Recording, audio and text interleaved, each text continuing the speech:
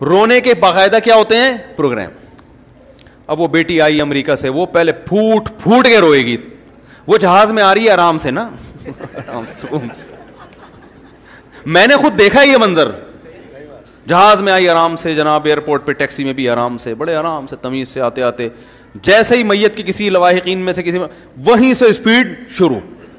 مقابلے ہوتے ہیں, جو زیادہ رو رہا ہے اس کو زیادہ محبت ہے, جو چپ بیٹھا ہوا ہے اس پہ ابد کیا تجھے محبت نہیں ہے کیا.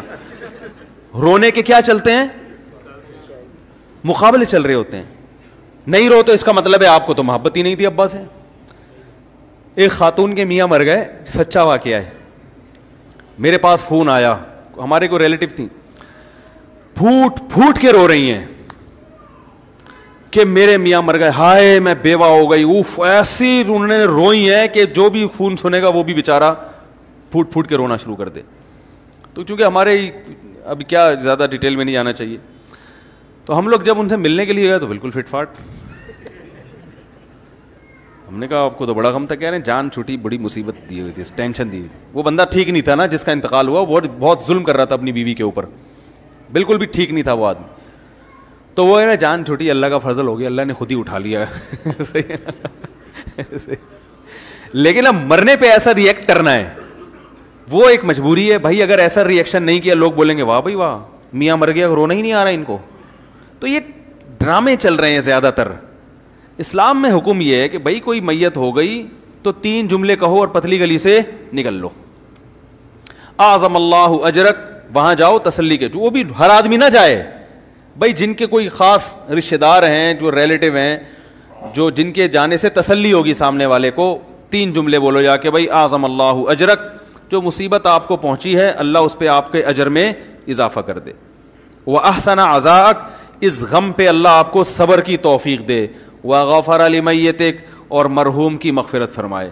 3 جملے کہے, 2-4 اور تسلی کی بات کریں اور پتلی گلی سے بولو بھائی نکل لیں. وہیں تمبو میں دھرنا مار کے مت بیٹھیں آپ, وہاں بیٹھ جاتے ہیں. اب اس کے لیے دودھ پتی آ رہی ہے, پھر چائے آ رہی ہے, پھر پانی آ رہا ہے. وہ میت کے رشتہ داروں بیچارے وہ کہتے ہیں یہ مرنا اتنی بڑی ٹینشن نہیں تھا جتنا یہ جو تعزیت کے لیے آنے والے یہ اس سے بڑی ٹینشن بن چکے ہیں.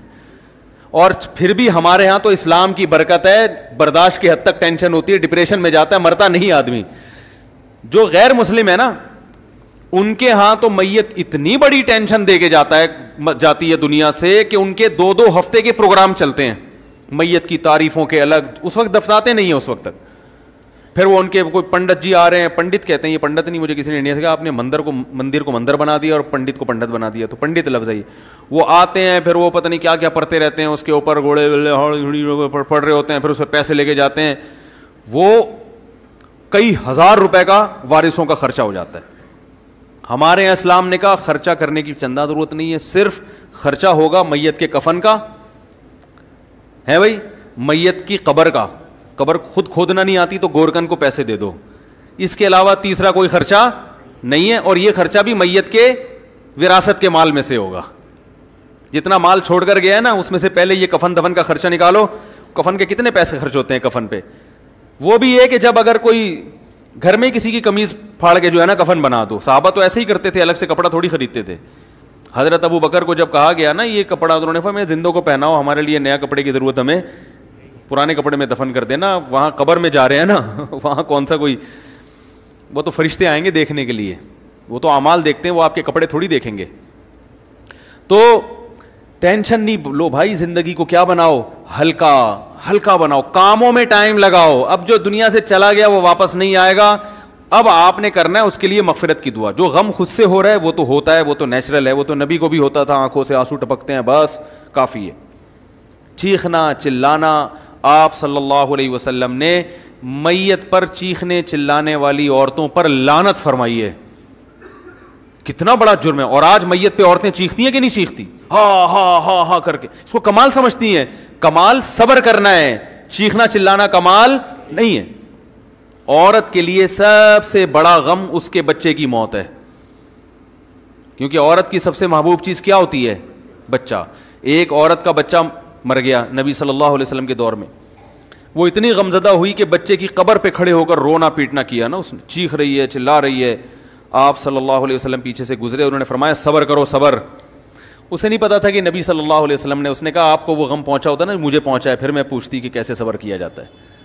اس نے گویا طنز کیا, اس کو نہیں پتا تھا کہ آپ صلی اللہ علیہ وسلم میں.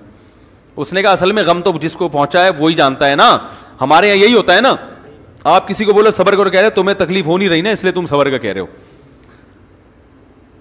رونے پر پابندی نہیں ہے, چیخنے چلانے پر پابندی ہے, واویلا کرنے پر پابندی ہے.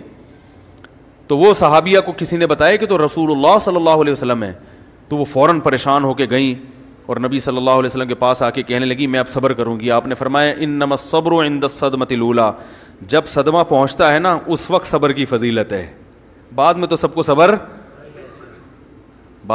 صبر آ جاتا ہے. کون ساری زندگی بیٹھ کے کون روتا ہے.